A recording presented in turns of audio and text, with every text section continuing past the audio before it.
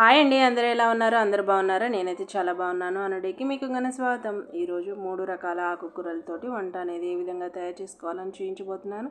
ఇంకెందుకు ఆలస్యం, చూసేయండి. ఒక కడాయిలో తగినంత ఆయిల్ అనేది తీసేసుకోండి.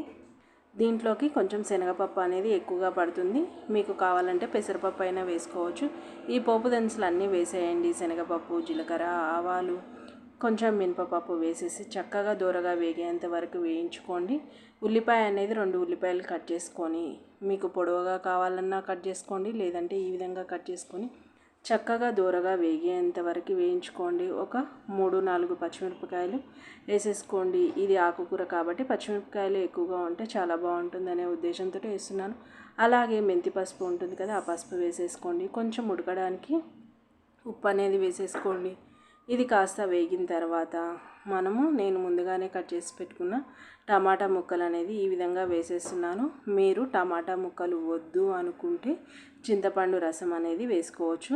ఇలా అయినా చేసుకోవచ్చు. నేను టమాటాలు వేస్తున్నాను కాబట్టి చింతపండు రసం అనేది వేయట్లేదు. ఈ విధంగా సగం ఉడికిన తర్వాత ఇదిగో చూడండి, ఈ విధంగా వేగితే సరిపోతుంది. ఎక్కువ వేగాల్సిన అవసరం అనేది ఏం లేదు.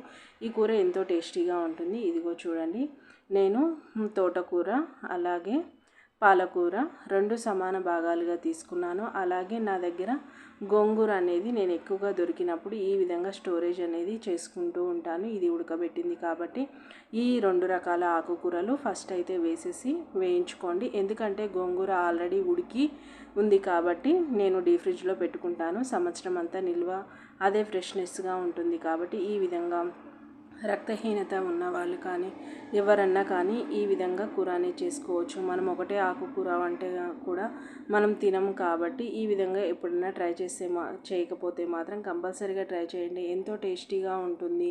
అలాగే 3 రకాల ఆకుకూరలు ఒక్కొక్క ఆకుకూర తినే బదులు ఈ విధంగానే తినేసేయండి. కచ్చా బచ్చా దంచుకున్న అల్లం వెల్లుల్లి పేస్ట్ కాకుండా ఓన్లీ ఎల్లిపాయలు మాత్రమే ఈ విధంగా చేసేసుకోండి. అలాగే తగినంత కారం అనేది వేసేసుకోండి. రుచికి సరిపడినంత కారం వేసుకోండి. కారం అయితే మీ ఇంట్లో ఏ విధంగా తింటారో, నేను పచ్చిమిరపకాయలు వేసా కాబట్టి ఈ విధంగా అయితే సరిపోతుంది.